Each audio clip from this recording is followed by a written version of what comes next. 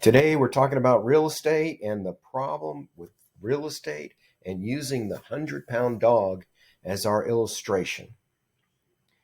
If you have a home for sale and the perfect buyer came to town and was a cash buyer and was going to buy something this weekend and didn't see your property, you would be very upset. And if you're a buyer right now, you've got every property on the list that you think meets your needs, and you have no idea that there's 12 more properties that you had no idea existed. Let me show you what the residential data input sheet looks like for a real estate listing. This is 14 pages of data that sometimes has as many as 40 options to fill out.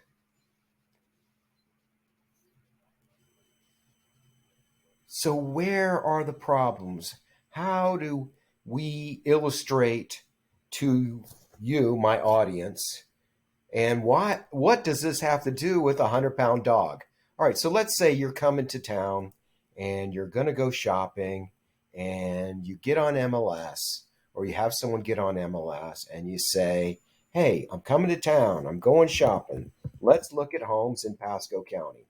Right now, if you look at the bottom left over here, look at my cursor, there's 3,100 houses, which is actually a little bit more than last week. And let's say that you came in. Let's say you came in and you had a small dog, a very small dog.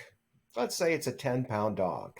You would go on MLS and you get a list of these homes, and there's 24 properties that will take a 10-pound dog. But wait a minute. Even though a small dog is 16 to 35, you don't have to have a 16 to 35-pound dog. You could still have that same 10-pound dog. Oh, now there's 225 choices if we have a 10-pound dog.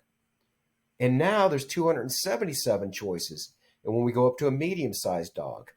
And now we're at 61 to 100 pounds, and we have 331 properties that we can look at if we have a small dog. And then finally, let's get the extra large dogs. The reason you watch this video is about 100-pound dogs. Actually, we're going to use the 101-pound dog illustration to show you what's wrong with the way that we shop for properties if we don't recognize that there's some real idiosyncrasies to computers, to MLS. So there's 121 properties where if you have a great big dog, you can live in that neighborhood. Well, that's not exactly right. Let's do it again. Let's start over. And we're going to go to active. We're going to Pasco. We still have 3,100 houses to look at. Nope, we're back to 3,101. Someone just listed a house. So where else can we look for 101-pound dogs? Well, inside this thing called community features are all these buttons. One of them is deed restrictions. So if we take the houses out of the 3,100 that don't have deed restrictions, there's 2,003 properties that don't have deed restrictions. You know what else they don't have? They don't have pet restrictions either. So an extra large dog of 101 pounds is going to be okay wherever there are no deed restrictions. Now, that's for buyers coming to town and shopping for dogs. Let's give a couple of more examples. Let's say that our buyer is coming to town, they're coming to Pasco County, and they're going shopping. So right now there are 3,101 properties to choose from. Let's just all watch that bottom left. Okay, let's say they want to buy a property between $300 and let's say $350,000, and that brings us to 491 properties. And let's say they want a house. So that brings us down to 253 properties to choose from, right? No, we're going 3 bedrooms. What am I saying? So we're at 3 bedrooms. There's 176 properties to choose from. And you know what? This is not the right way to search.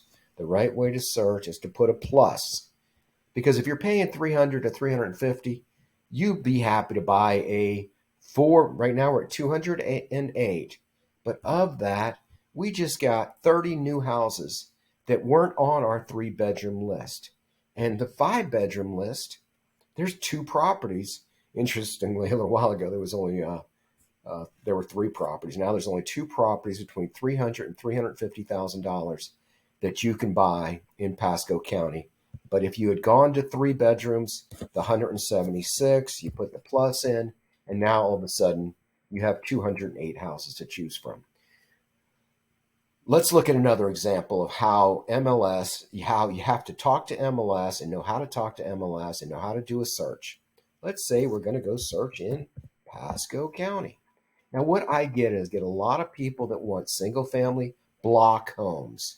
The reason they want block homes is because it's weather and tornadoes, which we now have in Pasco County.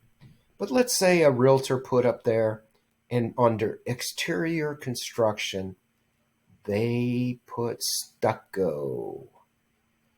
Now we have 1,471 stucco homes in Pasco County.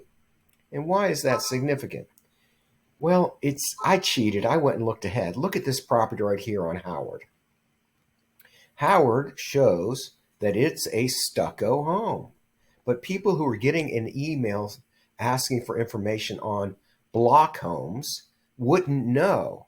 They would have to come over to the property appraiser site and find the building information, and they would see, oh, it's concrete block.